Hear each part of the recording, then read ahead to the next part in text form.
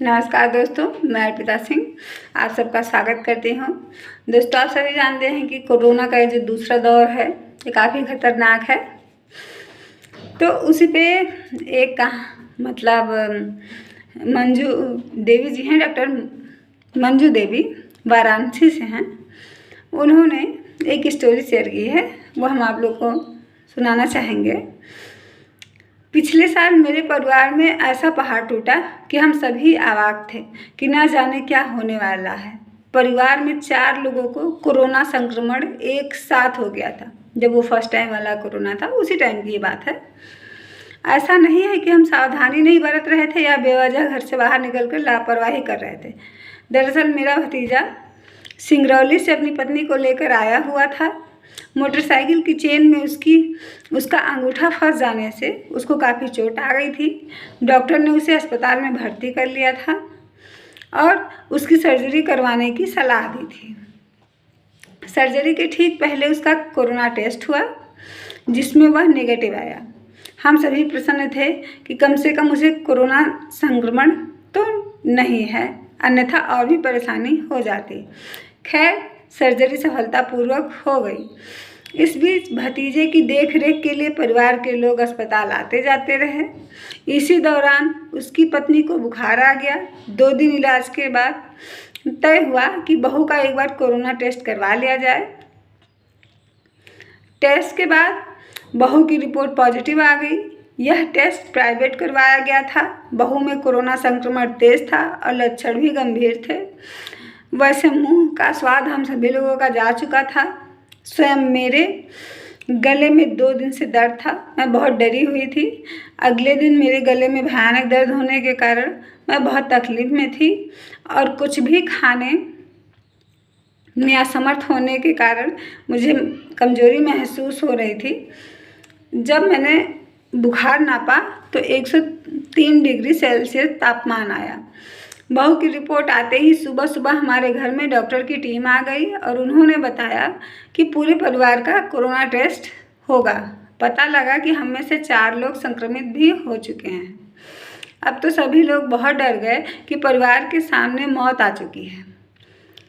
Doctor की team ने पूरा मुआयना किया कि घर में कितने कमरे और शौचालय हैं, ताकि उसी हिसाब से हमारे अलग अलग रहने की व्यवस्था बनाई जाए। मेरा घर छोटा था, इसलिए मुझे बालकनी में रहने का स्थान मिला। शौचालय और बाथरूम की संख्या 3 होने कारण उसको बार बार फिनाइल से मैं स्वयं धोती थी। 4 लोगों को कोरोना संक्रमण होने के कारण आसपास के लोग भी आश्चर्यचकित थे। प्रशासन की ओर से घर के बाहर बैनर लगा दिया गया था। बच्चे घर के नीचे से गुजरते तो चिल्लाते हुए निकलते कि उधर से मत जाना, उधर कोरोना है। इन सब के चलते मुझे समझ नहीं आ रहा था क्या होने वाला है। कोरोना संक्रमित होने से कुछ दिन पहले ही मैंने संगीत सीखना शुरू किया था। दोपहर में खराब हो चुके गले और कर्कश हो चुकी आवाज़ में ज़ोर ज़ोर से रियाज करती और सोचती कि अब तो मृत्यु दरवाजे पर खड़ी है, तो अपना शौक़ तो पूरा कर लूँ।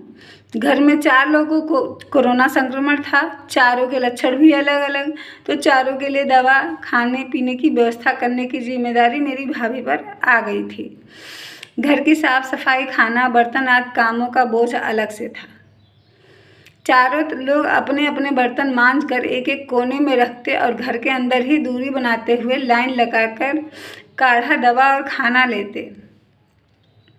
उस दौरान हम सभी भय में जीते रहे। प्रशासन से स्वास्थ्य की जानकारी के लिए सुबह शाम सभी के मोबाइल पर फ़ोन आता था।